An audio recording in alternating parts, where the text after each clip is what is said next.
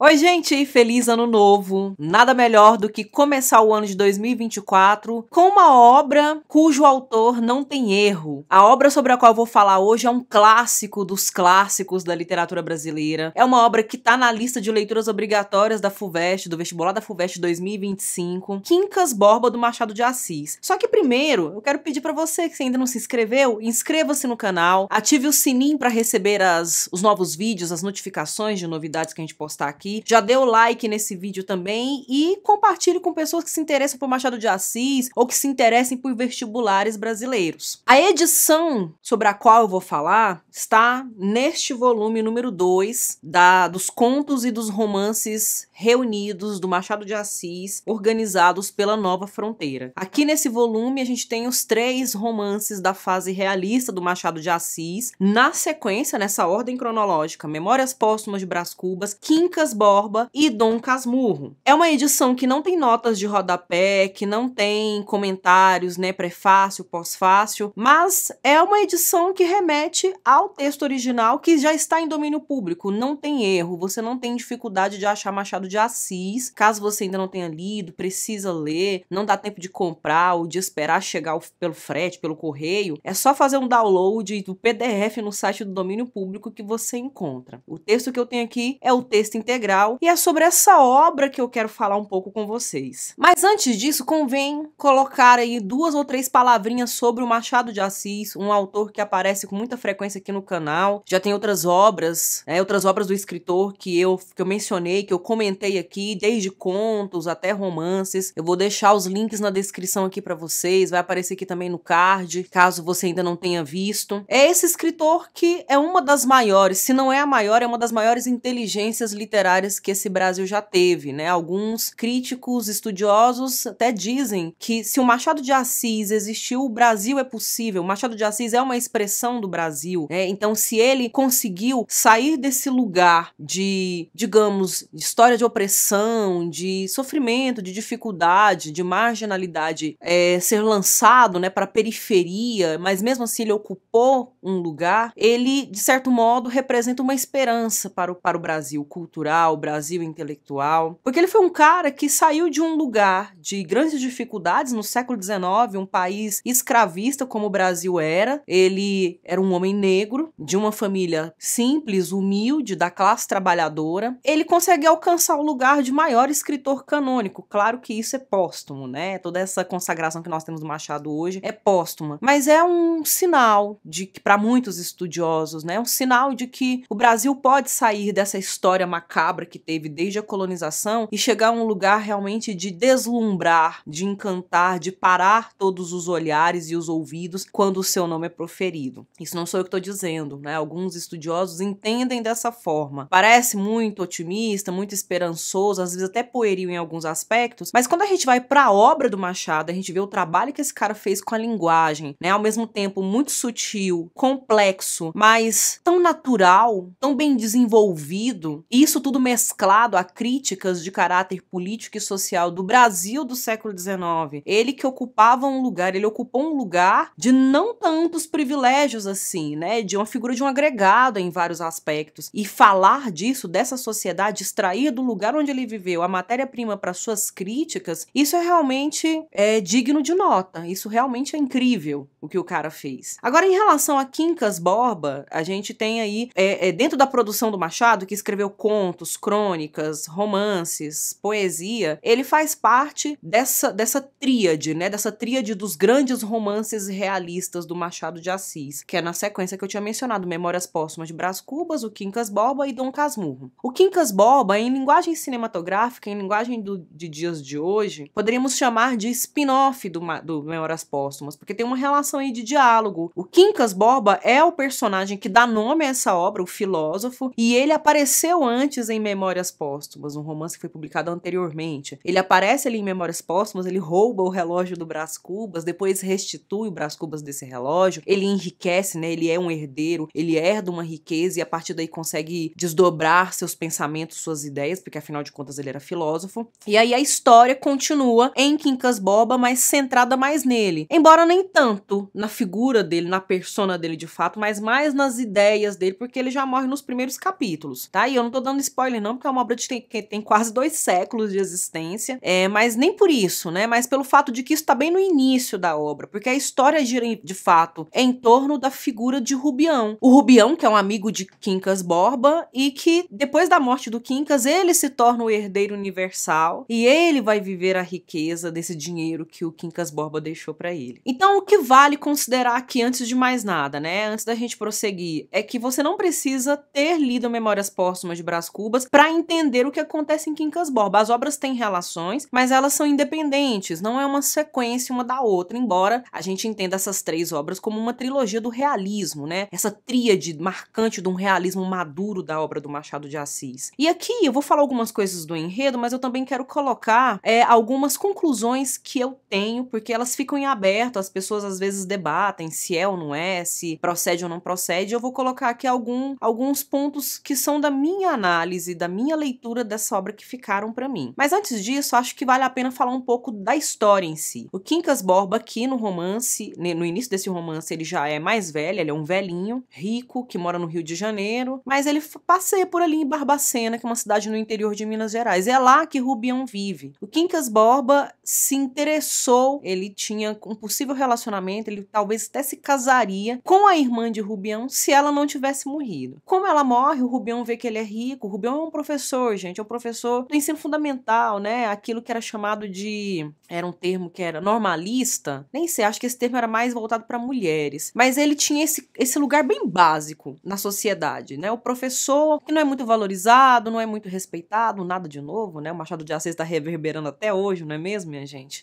E ele mantém a proximidade com Quincas Borba até por um interesse. Tem uma amizade, mas também tem aquele interesse financeiro de repente pegar uma beirada ali, pegar uma fatia daquela pizza, daquele bolo, que era a riqueza que o Quincas Borba tinha. E o que é interessante é que esse nome Quincas Borba nomeia esse filósofo e nomeia também o seu cachorro. Ele tem um cachorro, ele cuida desse cachorro, um cachorro vira-lata, e ele também se chama Quincas Borba. Então, uma das primeiras discussões que costuma ser suscitadas em relação à obra é quanto ao título. Porque se o Quincas, filósofo, morre nos primeiros capítulos do livro e fica só o cachorro, o título faz referência a quem? Ao filósofo, que é o que dá nome a uma teoria fundamental para o desdobramento dentro do romance, ou o animal que representa um certo grau máximo de humanização dentro dessas relações sociais que são estabelecidas dentro do livro. Fica aí essa pergunta, né? E o que você acha disso? Quincas Borba se torna amigo de Rubião nessa amizade. Quincas fica muito doente, começa a ter delírios, começa a ter manias de grandeza e ele chega a achar que é o Santo Agostinho reencarnado e a doença vai só agravando de modo que ele morre. Depois que ele morre, ele deixa toda a fortuna dele pro Rubião. Rubião fica milionário de um dia pro outro, gente. Ele é o herdeiro universal, ele até se assusta, mas ele só pode desfrutar dessa herança com a condição de que ele cuide do cachorro, que foi a incumbência dele, né? Foi incumbida a ele cuidar deste animal. E aí começa essa relação de amizade entre homem e cachorro, desfrutando das riquezas. Ele resolve sair de Barbacena, vai pro Rio de Janeiro. Nesse trânsito de Barbacena pro Rio de Janeiro, ele conhece um casal no trem, que é o casal Palha, Cristiano Palha e Sofia Palha, que já percebem que ele é um novo rico, que ele é meio ingênuo, que ele é meio bobo, e já crescem um olho ali que nem urubus em cima da riqueza dele. E é isso que acontece. Quando ele vai viver no Rio de Janeiro, ele é um esbanjador. Ele é um esbanjador, ele é rico, ele se acha importante, as pessoas se aproximam dele só por interesses materiais, interesse financeiro, ninguém gosta dele de fato, de verdade. Ele se apaixona por essa Sofia, e aí fica aí uma sugestão de um possível triângulo amoroso, embora nunca aconteça de fato, algo que é muito recorrente nos romances do Machado de Assis, né? O Machado de Assis costumava ter uns temas recorrentes, uns temas preferidos nas obras dele. A questão da denúncia das relações sociais, dos interesses, da exploração, da figura do agregado, das manias de grandezas, de um sujeito muito ensimesmado, encerrado muito em si mesmo, a ideia de triângulos amorosos, de adultério, tudo isso são temas muito recorrentes, não só nos romances, mas nos contos do Machado de Assis também. E aqui nós temos isso, essa sugestão sugestão. E duas coisas que são muito marcantes na obra é que quando o Rubião começa a ficar muito encantado, se deixar seduzir pela figura da Sofia, ele fica obcecado em duas partes do corpo dela, que são duas partes que aparecem em outras obras e que inclusive são partes que são marcantes numa personagem como a Capitu, por exemplo, de Dom Casmurro. São os braços e os olhos. Ele se sente mesmo, né, envolvido pela beleza daqueles braços quando estão à mostra e pela beleza daqueles olhos que são muito envolventes e que são muito profundos. Pois muito bem, Sofia e Rubião não tem nada, mas ele fica alimentando esse amor e tal, essa paixão, fica ali cortejando, rodeando, beirando a dama e a dama dando as evasivas dela. Mas é muito interessante porque tem um momento que ela fica tão incomodada que ela vai levar isso pro Cristiano Palio, o marido dela, e ele fala pra ela não dar muita moral pra ele, mas também não dispensá-lo, não enxotá-lo, porque afinal de contas uma possível proximidade poderia favorecer o casal financeiramente. Então não era interessante pra ele enxotar o Rubião, porque ele perderia a possibilidade de pegar um bocado daquela grana. Então, olha só que tipo de relações que a gente tem aqui, né? São marcas muito profundas do realismo e do realismo machadiano mesmo. Muita ironia, uma obra carregada de ironia, o tempo todo crítico, debochado, mas mescla também com essa ironia, mescla também muitos certos traços de uma comicidade. Em certas cenas a gente ri, é muito risível, mas também com trágico, porque tem cenas que são muito deploráveis, certos incidentes, o desfecho, então, é deplorável, né, gente? É uma miséria. Então, aqui, eu diria até que desses três romances maduros, realistas do Machado, eu diria que em Quincas Borba nós temos um grau mais acentuado, talvez, de pessimismo ou talvez de crueldade. Até porque lá em Memórias Póstumas e em Dom Casmurro nós temos narradores personagens. Então, em Brás Cubas é o próprio Brás Cubas que narra depois de morto, em Dom Casmurro é o próprio Dom Casmurro narrando, já velho, e eles vão puxar muito brasa para a própria sardinha, então é muito natural que a gente veja, às vezes, certas marcas de radicalidade no discurso deles em relação à defesa de si próprios. Agora, aqui em Quincas Borba nós temos um narrador observador, é um narrador que não se envolve, não participa das cenas. Em alguns momentos ele parece muito onisciente, em outros ele deixa pontas soltas, né, reticências pra gente fazer as nossas próprias elucubrações. Então esse certo tom de neutralidade da narração, e aí mostrando as coisas nuas e cruas como elas são, como elas estão acontecendo nessas relações de interesse e de exploração, parece que tudo fica muito mais cruel, porque afinal de contas é alguém de fora olhando e retratando a vida como ela é. E a vida como ela é não é bonita, não é justa, pelo menos não do que a gente vê em Quincas Borba. E aí vai a história, né, de Rubião se apaixonar, mas Sofia não dá uma brechinha de espaço. Ele também começa a desenvolver manias de grandeza, né? Então, como o seu grande amigo que deixou para ele toda a herança, né, o seu benfeitor, tinha manias de grandeza e se imaginava a reencarnação de Santo Agostinho, o Rubião começa também a entrar num estado de loucura e de delírio e achar que é Napoleão e falar, conversar com as pessoas como se ele próprio fosse o Napoleão. Então nós temos aí algumas similaridades entre esses personagens que enriquecem aleatoriamente, que depois começam a ser sugados, né, parasitados por pessoas com os mesmos interesses e desenvolvem essas manias de grandeza que os levam, de certa forma, à loucura. E por que esse romance é tão cru, né, e ele é tão complexo e tem toda esse padrão que se repete, né, tanto da parte do Quincas Borba e depois do Rubião? Porque é nesse romance que é apresentada e desenvolvida a teoria do humanitismo, que é uma teoria proposta pelo Quincas Borba. O humanitismo é mencionado lá em Memórias Póstumas de Brás Cubas também. Só que é aqui que ele é desenvolvido, primeiro teoricamente, porque o Quincas Borba explica pro Rubião o que é o humanitismo e na época, no momento que ele explica, o Rubião faz de conta que entende, mas não entende muito bem. Mas sintetizando basicamente, o humanitismo é uma teoria que está muito próxima das teorias da evolução, do evolucionismo, né? Os darwinismos, no final das contas, né? Da sobrevivência do mais forte. Então, é uma teoria que vem para propor, por exemplo, que a paz não é desejável. A paz não é desejável porque ela não impulsiona, ela não incomoda. O que é desejável? O que é interessante? O que é conveniente para a sociedade? A guerra entre grupos distintos. E aí os grupos distintos começam a duelar, a brigar, um aniquila o outro, e esse que aniquila, ele é mais forte, ele se torna mais forte, ele evolui, e a ele as batatas. É daí que vem a famosa frase, né, a famosa expressão, ao vencedor as batatas. Então, para a teoria do humanitismo, né, dentro desse caráter, que o princípio de tudo do humanitismo é humanitas, dentro do humanitismo é desejável que os grupos diferentes entrem em guerra para que aquele que é derrotado é aniquilado, é exterminado. E a ele só resta mesmo piedade ou ódio. Agora, aquele que vence, ele cresce, ele se empodera e ele evolui. E, de certo modo, nesse sentido,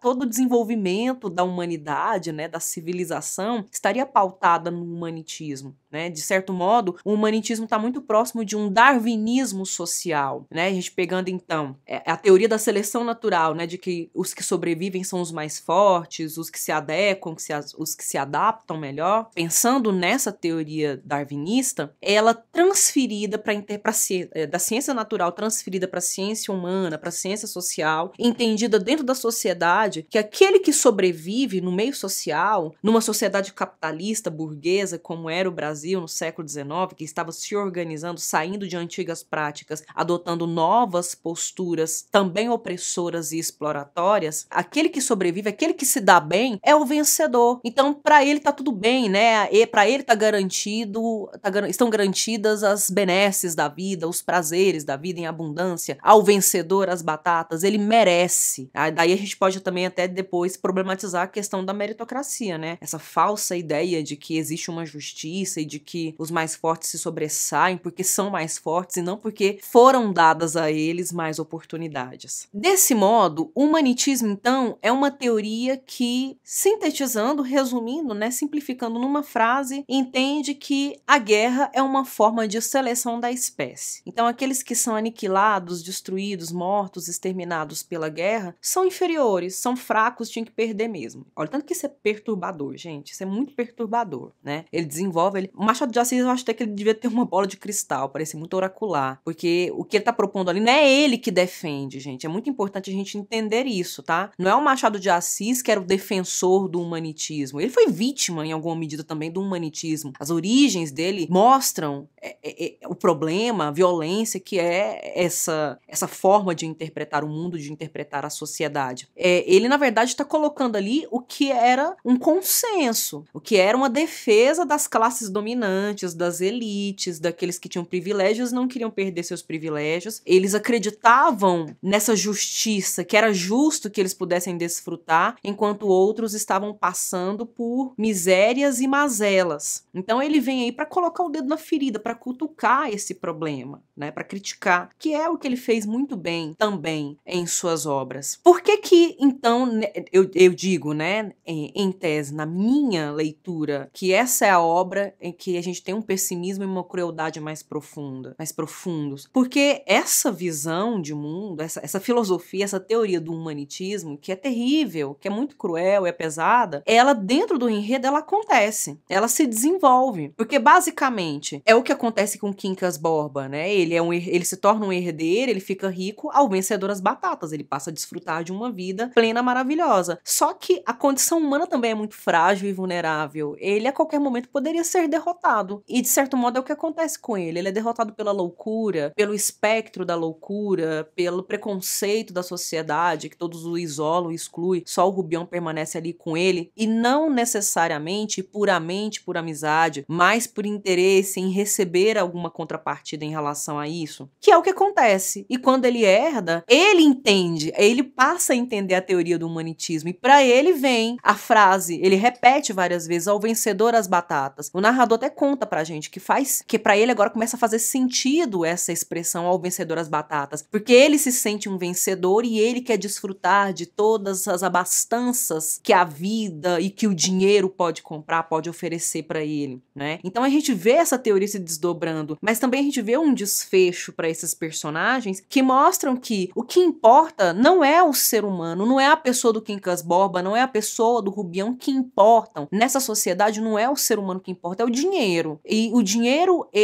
a pessoa vai ter valor se o dinheiro estiver na mão dela. Enquanto o dinheiro tá na mão do Quincas Borba, ele tem valor. A partir do momento que ele não tem mais dinheiro na mão dele, vai pro Rubião, é o Rubião que tem valor. A partir do momento que o Rubião não tem mais o dinheiro, ele não tem valor e vai ter valor quem tiver com o dinheiro dele na mão. Então é muito essa valorização do capital, do dinheiro, da riqueza e não da pessoa. Então a gente até percebe também, de certo modo, uma espécie de ironia, de trocadilho com a palavra humanismo. Humanitismo de um lado, humanismo do outro. Quando a gente pesquisa, vai buscar, né, ir atrás do que significa humanismo, a gente vê que foi essa corrente, esse conceito filosófico que dominou o renascimento cultural, a era dos racionalismos a partir do século XVI, no século XVII e XVIII, né, de uma valorização do ser humano, o ser humano no centro das reflexões, das estruturas, um contraponto em relação a Deus como a figura central. Aí a gente tem aqui no humanitismo do século XIX uma reviravolta, que não é o ser humano que está no centro, ele é apenas um pontapé para ser colocado no centro o capital. Outra coisa também que merece ser pontuada aqui, dentre as várias recorrências em Machado, quando a gente lê muito Machado de Assis, a gente começa a perceber que existem algumas estruturas que se repetem, né? Como alguns temas, né? O tema da abolição da escravidão, dos resquícios da escravidão, da exploração material e moral, da ambição desmedida, do adultério e os triângulos amorosos, do agregado, da busca por uma ascensão social, são temas muito recorrentes em Machado de Assis. Assim como também é muito recorrente nas obras do Machado de Assis um narrador que conversa com o leitor. Então aqui o fato do narrador ser observador não o exclui da metalinguagem. É um narrador que está sempre conversando com o leitor, sempre chamando a nossa atenção. Ele faz referência a capítulos anteriores, né? Ele está narrando, aquilo que eu mencionei no capítulo 136. Lembra daquele episódio lá, leitor? Então aqui a gente tem a continuação, eu deixei para contar depois. Então a gente também tem esse exercício de metalinguagem, que é um exercício muito interessante para a gente pensar na literatura quando ele aparece obviamente. Porque toda literatura é metalinguística, porque a linguagem se voltando para a própria linguagem. Mas quando ela fica de uma maneira muito explícita, como acontece nos textos do Machado de Assis, a gente percebe que ali dentro existe uma consciência de que o que está sendo produzido é um artefato, é uma obra de arte, é um produto da cultura, e que ele tem a pretensão de ultrapassar esse lugar do indivíduo, né?